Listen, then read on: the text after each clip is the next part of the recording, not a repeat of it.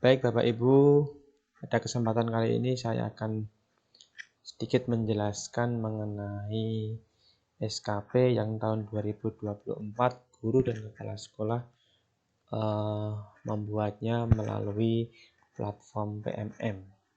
Nah, sebelum ke situ, sejarah SKP Sastra Kinerja Pegawai itu sebelum tahun 2023 itu SKP kita membuat manual Excel baik guru, kepala sekolah maupun tenaga administrasi. Nah, kemudian di tahun 2023 SKP melalui e-kinerja BKN. Nah, ini baru 1 tahun. Kemudian di tahun 2024 ini guru dan kepala sekolah membuat SKP melalui pengelolaan kinerja di PMM. Itu platform Merdeka Mengajar Kemendikbud. Hanya guru dan KS. Untuk TU bagaimana TU masih menggunakan yang dari e-kinerja BKN. Nah, pada kesempatan kali ini saya akan menjelaskan dua, yaitu substansi dari pengelolaan kinerja guru dan kepala sekolah di PMM dan teknisnya. Nah, yang pertama substansinya dulu. Si substansi ini cakupan informasinya itu mengapa transformasi pengelolaan kinerja. Nah, ini mengenai tentang angka kredit bagi PNS untuk P3K belum ya. Kemudian mengapa perlu transformasi pengelolaan kinerja, ciri-ciri transformasi pengelolaan kinerja, kemudian apa dan bagaimana pengelolaan kinerja guru dan kepala sekolah, manfaatnya itu apa, variabelnya, praktek kinerja, perilaku kinerja, pengembangan kompetensi, dokumen akuntabilitas, nanti ada di platform itu semua. Kemudian bagaimana proses penilaian dalam pengelolaan kinerja di PMM ini, itu ilustrasi penilaian dalam pengelolaan kinerja. Nah, yang pertama mengapa transformasi pengelolaan kinerja? Yaitu sebagai bagian dari transformasi pengelolaan ASN yang dicanangkan oleh Presiden Joko Widodo, Kemenpan RB melalui transformasi pengelolaan kinerja yang diatur melalui ini ada Permenpan RB nomor 6 tahun 2022 dan Permenpan RB nomor 1 tahun 2023. Nah, bagaimana angka kredit sebelumnya diperhitungkan? Angka-angka kredit diperoleh dari pelaksanaan butir-butir kegiatan yang diajukan melalui daftar usulan penilaian angka kredit yang sebelumnya disebut DUPAK. Nah, di DUPAK ini semakin banyak butir kegiatan yang dilaksanakan, semakin besar angka kredit yang diperoleh. Nah, setiap butir kegiatan memiliki bobot angka kredit yang berbeda-beda. Semakin besar bobot butir kegiatan, semakin besar angka kredit yang diperoleh. Nah, ini butir kegiatan, angka kreditnya jika terlaksana 1, total angka kreditnya 12,5 sehingga di total ini yang dulu yaitu DUPAK. Kemudian bagaimana angka kredit yang sekarang diperhitungkan melalui EKIN itu. Jadi ada 3 tahapan: penilaian kinerja pegawai, penetapan predikat kinerja, dan konversi ke angka kredit. Angka kredit didapatkan melalui penetapan predikat kinerja atas pemenuhan ekspektasi pimpinan terkait tujuan dan sasaran organisasi. Nah, contohnya ini, contoh simulasinya, predikat kinerjanya sangat baik. Nah, jenjangnya ahli muda. Pada ahli muda, itu angka kreditnya yaitu poinnya 25. Nah, karena sangat baik, itu 150%, maka didapatlah 37,5 pada tahun tersebut ahli muda itu. Jadi untuk kalau sangat baik itu pengalinya 150%. Ya. Jadi kalau hanya baik saja itu nanti poinnya 25. Jadi ahli muda ini dapatnya 25. Kalau cukup pengalinya 75%, kalau kurang 50, kalau sangat kurang 25%. Nah, masing-masing jenjang ini nilai dasarnya. Kalau ahli pertama itu 12,5. Koefisien angka kredit tahunannya. Ahli muda 25, ahli madya 37,5, ahli utama 50. Ini tahunan. Nah, kemudian mengapa perlu transformasi pengelolaan kinerja guru dan kepala sekolah? Di perspektif Kemenpan RB, Bagi pegawai, alat dalam merencanakan, melaksanakan, dan meningkatkan kinerja sesuai ekspektasi pimpinan. Bagi pimpinan, alat dalam mengelola kinerja pegawai secara individu dan kolektif agar bisa berdaya mencapai tujuan dan sasaran organisasi. Dan bagi pemerintah daerah, sebagai alat dalam mengelola kinerja seluruh unit untuk mencapai tujuan dan sasaran pemerintah daerah. Nah, ini yang bagi pimpinan ini, dan ini tadi perspektif Kemenpan RB ya. Nah, dari perspektif Kemendikbudristek, yaitu transformasi pembelajaran. Semua pegawai mendapatkan pengakuan atas kinerjanya yang menunjang transformasi pembelajaran untuk mewujudkan pembelajaran yang berorientasi pada peserta didik. Apa ciri transformasi pengelolaan kinerja guru dan kepala sekolah? Ini sudah ada matriks atau tabel sebelum dan sesudah. Nah, ini merdeka dari beban administrasi, memilih indikator yang relevan, merdeka untuk kinerja yang berdampak.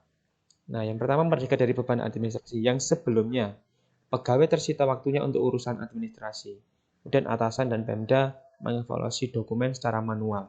Nah, setelah ada ini PMM, pengelolaan kinerja melalui PMM ini diharapkan nanti penyelarasan dan percepatan proses melalui teknologi dan terintegrasi pengelolaan kinerja daerah. Kemudian lebih sedikit dokumen yang harus disiapkan dan direview oleh atasan dan Pemda. Kemudian merdeka memilih indikator yang relevan. Sebelumnya, pegawai diukur dengan banyak indikator.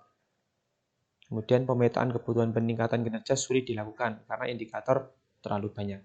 Nah, setelah itu diharapkan nanti ini sesudah pegawai memilih satu indikator saja, indikator kinerja yang paling relevan untuk ditingkatkan.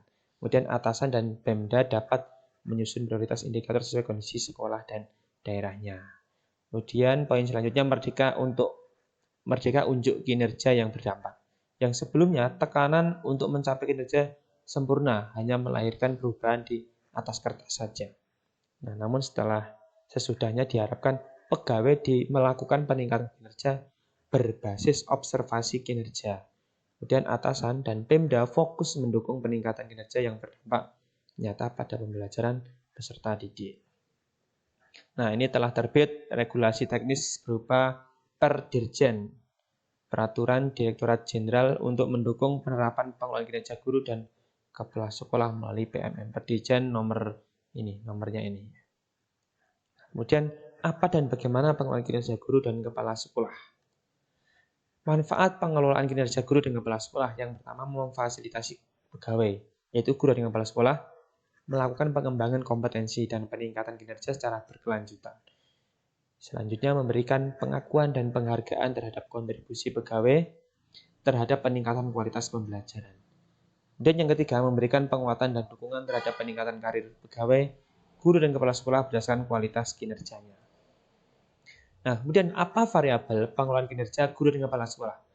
Nah, terdapat 4 variabel yang dalam penilaian kinerja seorang pegawai.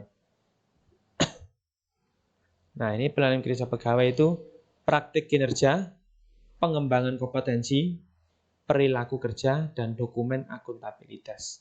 Nah, dari keempat ini nanti dapatlah ditetapkanlah penetapan predikat kinerja, kemudian dihasilkanlah hasil akhir yaitu konversi ke angka kredit. Tadi yang jika ahli muda, ahli madya, masing-masing nilainya ada tadi. Nah, praktik kinerja itu variabel penilaiannya apa? Berdasarkan rapat pendidikan. Nah, kalau guru indikator D1 praktik pembelajaran. Jadi ini yang direkomendasikan nanti apa?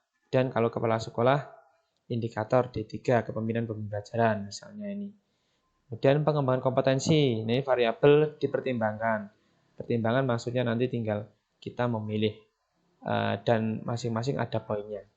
Kategori kegiatannya pendidikan, apakah pelatihan, non-pelatihan, kemudian kontribusi komunitas, kontribusi sumber belajar, seperti itu. Kemudian yang ketiga, variabel yang ketiga perilaku kinerja, variabel penilaian. Itu berakhlak. Nah, nanti dinilai nih, berorientasi pelayanan, akuntabel, kompeten, harmonis, loyal, adaptif, kolaboratif ini. Nah, nanti nilainya bagaimana, apakah baik, atau sangat, atau kurang. Dan dokumen akuntabilitas wajib dikumpulkan. Dokumen yang menunjukkan akuntabilitas pegawai, dalam melakukan kinerja sesuai tugasnya.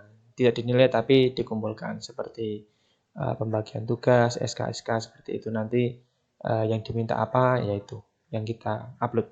Nah, keempat variabel di atas akan menjadi acuan penilai dalam melakukan penetapan predikat kinerja pegawai. Kemudian predikat kinerja akan menentukan angka kredit yang diperoleh pegawai. Nah, apa variabel penilaian kinerja guru dengan kepala sekolah? Sudah ada tabel di sini, kategori berdasarkan prioritas, akuntabilitas, guru, kepala sekolah, penilaian. Nah, nanti silakan dipelajari, bisa dipelajari ini di pause saja, di pause, dibaca-baca. Kalau dijelaskan nanti waktunya ini terpotong banyak. Ya, next saja.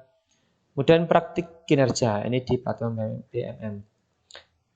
Bagaimana pengelolaan praktik kinerja guru dengan kepala sekolah? Jadi ini metriknya sasaran kinerja pegawai SKP, ini siklus peningkatan kinerja pegawai, penilaian kinerja. Nah, di SKP ini, guru dan kepala sekolah memilih satu sub-indikator kinerja dari indikator rapor pendidikannya. Tadi ya, sudah dijelaskan. Siklusnya ini, diskusi persiapan, observasi kinerja, diskusi tindak lanjut, upaya tindak lanjut, refleksi tindak lanjut. Ini kalau bahasa mudanya, ini untuk observasi kinerja itu seperti supervisi lah. Bisa dibilang supervisi. Kemudian penilaian kinerja, guru dan kepala sekolah akan dinilai berdasarkan 3 aspek dari indikator rapor pendidikan, yaitu upaya refleksi, belajar, dan perubahan praktiknya itu bagaimana. Berdasarkan nilai tersebut dan mempertimbangkan pengembangan kompetensi, ditetapkan predikat kinerja pegawai. Nah, bagaimana lini masa pengelolaan kinerja, praktek kinerja guru dan kepala sekolah? Ini ya, jadi 1 tahun itu dibagi menjadi 2 siklus, atau jadi 2 semester. Siklus yang pertama Januari sampai Juni, siklus yang kedua Juli sampai Desember. Sama ya, tahapannya sama per semester atau per siklus itu. Nah, seperti apa siklus pengerjaan praktek kinerja? Nah, pengelolaan praktek kinerja upaya mendukung pegawai melakukan peningkatan kinerja pada satu indikator kinerja pilihan sesuai melalui siklus peningkatan kinerja yang terdiri dari diskusi persiapan, yaitu upaya merumuskan fokus perilaku, upaya mempelajari, dan jadwal kinerjanya. Kemudian observasi kinerja, diskusi tindak lanjut, upaya tindak lanjut, refleksi tindak lanjutnya. Nah, 8 pilihan indikator praktik kinerja. Nanti di PMM ada 8 indikator yang bisa kita pilih, yaitu keteraturan suasana kelas, penerapan disiplin positif, umpan balik, konstruktif, perhatian dan kepedulian, ekspektasi pada peserta didik, aktivitas interaktif, instruksi yang adaptif, instruksi pembelajaran. Ini tinggal dipilih. Namun di PMM nanti sudah ada rekomendasi berdasarkan rapor pendidikannya. Nah, contohnya mungkin di salah satu sekolah ada rekomendasi untuk nilai penerapan disiplin positifnya itu kurang, perlu ditingkatkan. Nah, nanti rekomendasinya ada di sini, penerapan disiplin positif. Nah, ini semua guru nanti diharapkan meningkatkan penerapan disiplin positifnya. Gitu. Kemudian 8 indikator praktik kinerja kepala sekolah. Nah, ini bisa dibaca, langsung saja saya skip ya. Kemudian bagaimana penilaian praktik kinerja guru dan kepala sekolah? Nah, seperti ini, seperti tadi ya. Ada diskusi persiapan, observasi kinerja, tindak lanjut, jika nanti ingin membaca silakan di pause, dibaca-baca sih. Kemudian apa aspek penilaian terhadap praktik kinerja guru dengan kepala sekolah? Ini saya lanjut aja. Kemudian perilaku kinerja. Bagaimana pengelolaan perilaku kinerja guru dan kepala sekolah? Nah, pelaksanaan kinerja. Perilaku kinerja itu ada 7 fokus perilaku kinerja. Itu berorientasi pelayanan. Indikatornya memahami kebutuhan peserta didik dan berusaha memenuhinya. Fokus perilakunya mengidentifikasi kebutuhan peserta didik secara proaktif. Ratingnya sesuai ekspektasi. Nah, kalau bagaimana biar di atas ekspektasi, misalnya ini di kolaboratif ini. Nah, ini menggerakkan pemanfaatan sumber daya satuan pendidikan untuk mencapai visi dan misi satuan pendidikan. Fokus perilakunya mengoptimalkan sumber daya satuan pendidikan untuk mendukung pencapaian kinerja satuan pendidikan. Ini di atas ekspektasi ratingnya bisa sesuai ekspektasi atau di bawah ekspektasi gitu. Nah, pejabat penilai dalam hal ini kepala sekolah jika guru dan pengawas sekolah jika yang melakukan pengawas sekolah itu pejabat penilai dari kepala sekolah. Melakukan diskusi penilaian bersama pegawai menggunakan rating perilaku di atas, sesuai, atau di bawah ekspektasi. Apa saja aspek perilaku guru dan kepala sekolah ini? Berakhlak itu ya, singkatan dari berakhlak ini, ada 7 ini. Kemudian selanjutnya pengembangan kompetensi. Cakupan pengembangan kompetensi ada skala prioritas, program prioritas, ada kategori peran, kategori kegiatan. Nah, skala prioritas dan ada nanti skala prioritas itu ada program prioritas, ada program non prioritas. Yang prioritas itu ini, pendidikan guru penggerak, sekolah penggerak, pendidikan profesi guru atau PPG, implementasi kurikulum merdeka, dan perencanaan berbasis data. Nah, kategori peran ini kontributor, ya, kontributor. Contohnya penggerak, asesor, narasumber, pengajar, praktek, fasilitator, guru pamong, coach atau mentor, penelaah, pembuat konten, dan lain-lain. Nah, ini ada kontributor, ada peserta, kategori peran. Kemudian kategori kegiatan, ada pelatihan, ada pengembangan kompetensi selain pelatihan, ada membuat kombel, komunitas belajar, pembuatan sumber belajar, pendidikan. Nah, catatannya ini, setiap kegiatan pengembangan kompetensi dibobot dengan poin masing-masing poinnya. Besaran poin ditentukan berdasarkan skala prioritas, kategori peran, dan kategori kegiatan. Nanti di PMM sudah ada poinnya berapa ini. Yang kedua, pengembangan kompetensi bertujuan untuk membantu guru mengembangkan kapasitasnya dalam meraih aspirasi karir di masa depan. Dan yang ketiga, semakin besar poin yang didapatkan seorang pegawai, mengindikasikan dua hal. Semakin besar upayanya dalam meraih aspirasi karirnya dan semakin besar kontribusi terhadap transformasi pembelajaran. Catatan yang keempat, seorang pegawai, guru dan kepala sekolah ini, wajib menyelesaikan kegiatan pengembangan kompetensi sejumlah 32 poin. Besaran poin yang didapatkan akan menjadi pertimbangan dalam penilaian praktik kinerja. Nah, selanjutnya cakupan pengembangan kompetensi guru dan kepala sekolah. Ada 8 poin per pelatihan mandiri. Ya. Bisa dibaca-baca. Ini 8 poin, 12 poin per kegiatan berdurasi 2-3 jam. Ada yang 120 poin per semester. Nah, 128 poin itu misalnya apa? Ini guru menuntaskan program guru penggerak. Jadi guru penggerak nanti poinnya nih 128. Nah, seperti itu. Kalau ngikuti kegiatan bagaimana ini? Poinnya 12. Misalnya jadi mentor, fasilitator, pengajar praktek itu poinnya 12 poin. Selanjutnya, bagaimana pengelolaan pengembangan kompetensi guru di sekolah? Nah, pegawai guru dan kepala sekolah mengusulkan jenis kegiatan pengembangan kompetensi minimal 32 poin. Ya, 32 poin itu minimal. Bisa lebih, sangat bisa. Kalau kurang ya nanti penilaiannya akan berkurang juga. Kemudian pejabat penilai menetapkan jenis kegiatan pengembangan kompetensinya. Ini pelaksanaan kegiatan pengembangan kompetensi, mengunggah bukti penyelesaian kegiatan pengembangan kompetensi. Ini RHK, misalnya ini, meningkatkan kompetensi melalui peran sebagai peserta pelatihan mandiri, modul kompetensi, kepala sekolah, atau pengawas sekolah, dapat 8 poin ini, ikut 2 berarti 16 poin. Belum dikumpulkan, berarti nanti yang harus dikumpulkan ada 2 sertifikat, gitu ya. Selanjutnya, dokumen akuntabilitas itu apa? Nih, contoh dokumen akuntabilitas pada pengelolaan kinerja guru dengan kepala sekolah. Seperti ini bisa di-scan. Ya. Kemudian catatan dokumen akuntabilitas adalah dokumen yang secara sehari-hari memang dikerjakan dan dihasilkan oleh pegawai dalam menjalankan kinerja, bukan tambahan dokumen baru. Jadi yang sehari-hari, rencana kerja tahunan misalnya ini, HOSP seperti itu. Bagaimana proses penilaian dalam pengelolaan kinerja? Ya, ini.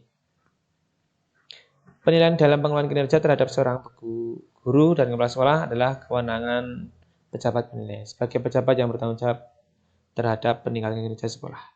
Angka kredit diperoleh seorang pegawai melalui konversi predikat kinerja menjadi angka kredit berdasarkan koefisien angka kredit dengan faktor pengalih. Nah, ini predikat kinerjanya sangat baik, dikalikan 150%. Misalnya ini ahli muda itu 25. Dia mempunyai nilai sangat baik pada pengelolaan kinerjanya. Makanya 25 dikalikan 150%. Jadi dapat poin nilainya baik 100% ya, berarti 25 per tahunnya. Begitu. Lanjut. Nah, penetapan predikat kerja didasarkan pada hasil penilaian kinerja yang dilakukan pejabat penilai. Kalau guru ya kepala sekolah itu tadi mengacu pada 4 variabel. Praktek kinerja ini dinilai. Dan pengembangan kompetensi dipertimbangkan. Perilaku kinerja dinilai, dokumen akuntabilitas dikumpulkan. Gitu ya. Penilaian kinerja, ada aspek pengembangan kompetensi. Nah, untuk pengembangan kompetensi seorang pegawai ini wajib menyelesaikan kegiatan pengembangan kompetensi jumlah 32 poin. Banyaknya poin yang didapatkan tidak dinilai, tetapi dipertimbangkan oleh pejabat dalam penilaian praktek kinerjanya. Kemudian yang keenam, penilaian perilaku kinerja yang berakhlak itu, kemudian ada dokumen akuntabilitas. Selanjutnya, bagaimana ilustrasi penilaian dalam penilaian kinerja? Nah ini, misalnya Ibu Sri Haryati, umurnya 30 tahun, dia ASN guru ahli media. Nah, rating praktek kinerjanya itu di atas ekspektasi pimpinan. Maka poin pengembangan kompetensi untuk poin pengembangan kompetensi 36 poin. Rating perilaku kinerja sesuai ekspektasi pimpinan. Penetapan predikat kerja baik. Ya, maka karena guru ahli media itu poinnya 37,5, maka akhir kreditnya 100%. 100% didapat dari mana? 100% ini baik. Nah, baik. Jadi 100% 37,5. 37 itu nilai dasar dari ahli media. Nah, kalau Pak Hendrawan 29 tahun. Dia seorang ASN guru ahli muda. Rating praktek kinerja di atas ekspektasi pimpinan. Poin pengembangan kompetensi 64 poin. Rating perilaku kinerja di atas ekspektasi pimpinan dan predikat kinerjanya sangat baik. Karena sangat baik, jadi dapatlah 150% kali 25. 25 dari ini nilai dasar predikat ASN guru ahli muda. Dapatlah 37,5. Jadi Pak Hendrawan ini umur 29 tahun dengan yang Bu Sri Haryati 35 tahun, nilainya sama ini 37,5. Nah, digunakan untuk apa? Untuk naik pangkat nanti. Nah, ini FAQ-nya, Forum Answer and Question, forum tanya jawab. Biasanya apa yang sering ditanyakan question? Apa perbedaan antara kinerja milik Badan Kepegawaian Negara BKN dengan sistem pengelolaan kinerja milik Kemendikbudristek? Nah, jawabannya nih, pengelolaan kinerja pada PMM adalah layanan teknologi pengelolaan kinerja bagi guru dan kepala sekolah yang terintegrasi dengan aplikasi e-kinerja yang dikelola oleh BKN. Yang pertama, perencanaan kinerja diselaraskan dengan prioritas pada rapor pendidikan tingkat satuan pendidikan. Yang kedua, pelaksanaan kinerja dilakukan mengikuti periode semester, itu 6 bulan, dengan pengumpulan bukti dukung digital secara lebih sederhana. Yang ketiga, penilaian kinerja dilakukan pada platform untuk melihat pencapaian kinerja yang mendukung peningkatan capaian pembelajaran peserta didik dan pengembangan karir berbasis sistem merit. Itu meritokrasi. Pertanyaan yang kedua yang sering ditanyakan, satuan pendidikan saya adalah TK dan PAUD dan saya tidak familiar dengan rapor pendidikan. Apa subindikator praktek kinerja paling tepat yang harus saya pilih? Nah, jawabannya guru TK dan PAUD yang belum familiar dengan indikator rapor pendidikan, silakan dapat berdiskusi dengan atasan atau kepala sekolah Anda untuk memilih praktek pembelajaran dengan indikator yang paling relevan untuk mendukung peningkatan kinerja guru dan satuan pendidikan yang dinaungi. Pertanyaan yang sering yang ketiga yaitu bagaimana sistem konversi angka predikat menjadi angka kredit di pengelolaan kinerja PMM. Jawabannya predikat kinerja sebagaimana bagi guru dan kepala sekolah berstatus pegawai negeri sipil ya PNS ya. Statusnya PNS dikonversikan ke dalam perolehan angka kredit tahunan sesuai dengan ketentuan peraturan perundang-undangan. Nah, mulai Januari 2024 lakukan penilaian kinerja guru dan kepala sekolah di PMM. Ini ya. Oke, nanti bisa mengakses di platform Merdeka Mengajar, materinya juga dari situ. Oke, Merdeka Mengajar. Selesai, ini substansinya. Kemudian yang selanjutnya